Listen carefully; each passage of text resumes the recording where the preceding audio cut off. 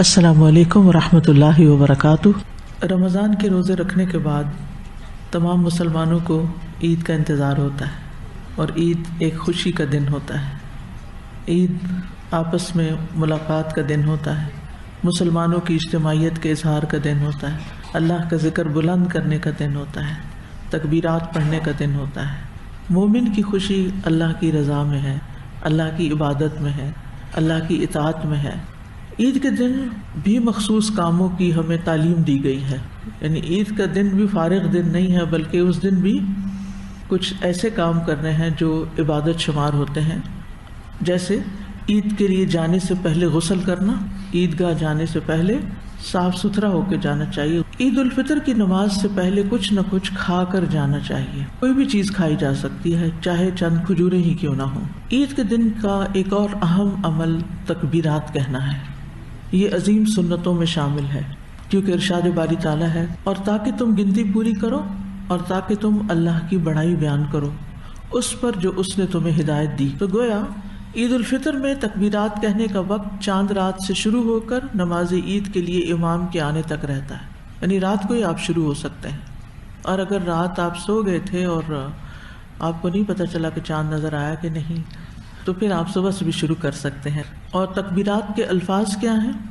اللہ اکبر، لا الہ الا اللہ واللہ اکبر وللہ الحمد۔ تو اس سے پتہ چلتا ہے کہ انفرادی طور پر، اجتماعی طور پر، گھر میں، راستوں میں، مسجد میں، عیدگاہ میں، امام سے پہلے، امام کے آنے کے بعد، یعنی تکبیرات ہی تکبیرات ہیں۔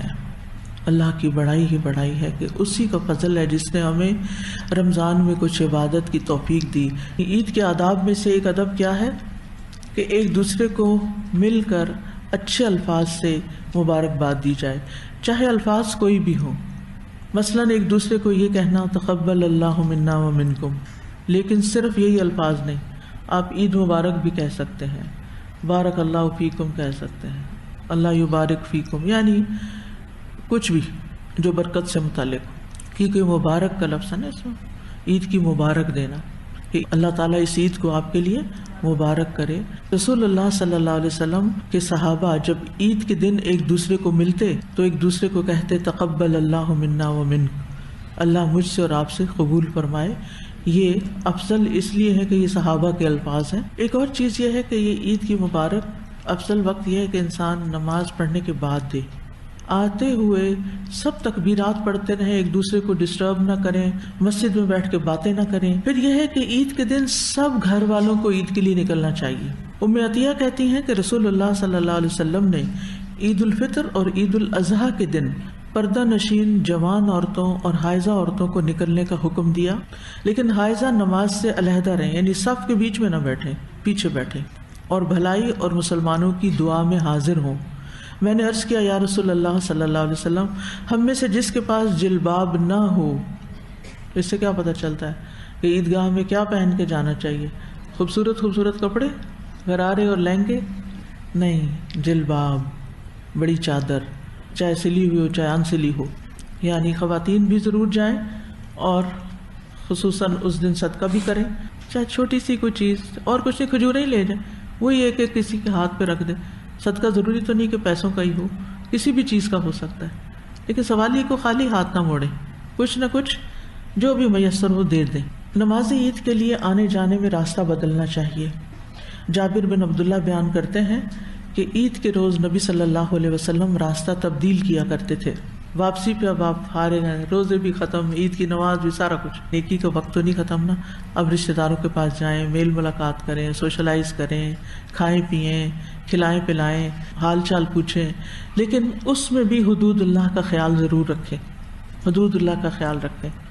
جس غیبت سے آپ نے سارا مہینہ پرہیز کیا نا، تو آج کے دن بھی کرنا ہے۔ جس بد اخلاقی سے آپ نے کانشیسلی پرہیز کیا رمضان کے مہینے میں، عید کے دن بھی کرنا ہے۔ جس بیکار کے لہو و لعب جو ہیں، یعنی حرام قسم کے جو ہیں، ان سے آپ نے پرہیز کیا ہے، ان سے عید کے دن بھی کرنا ہے۔ ہاں، عید کے دن کھیل کود وغیرہ کی اجازت ہے، خوشبو لگا کے نہ جائیں، کیونکہ مسجد میں یا عیدگاہ میں خوشبو لگا کے جانا جو ہے وہ ایک کبیرہ گناہ ہے۔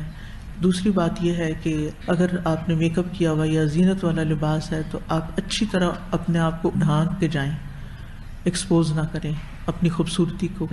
آپ دیکھیے کہ اگر عید کے موقع پر جیسے بھی حالات ہوں، آپ اگر اچھے اخلاق کا مظاہرہ کر دیں گے نا، اس وقت نہ آپ سروینٹس کو ڈانٹیں گے، نہ آپ اپنے بچوں کو ڈانٹیں گے، عید کا دن خوبصورتی سے گزاریں گے، تو یہ اصل وہ چینج جو آپ نے اعتکاف سے لیا یا رمضان سے لیا نا.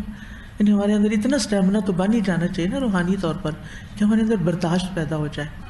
پھر اسی طرح فطرانہ ایک عبادت ہے، فطرانے کا ادا کرنا، صدقہ فطر اس کو کہتے ہیں. صدقہ فطر عبادات میں سے ایک عبادت ہے اور تقرب کے عظیم اعمال میں سے ایک عمل ہے. یعنی یہ صدقہ دراصل کیا ہے؟ روزوں کا کفارہ، کہ روزے کی حالت میں اگر کوئی اونچ نیچ ہو گئی ہے، کوئی کمی بیشی ہو گئی ہے، کوئی کوتاہی ہو گئی ہے، کوئی غلطی ہو گئی ہے، تو کیا کیا جائے؟ اس کا کفارہ دے دیا جائے صدقہ فطر کی شکل میں. یہ ایک واجبی صدقہ ہے، یہ نفلی صدقہ نہیں بلکہ واجبی صدقہ ہے، جو رمضان کے روزے کے ختم ہونے یعنی رمضان کے ختم ہونے کے ساتھ عید الفطر کے ہوتے ہی واجب ہو جاتا ہے.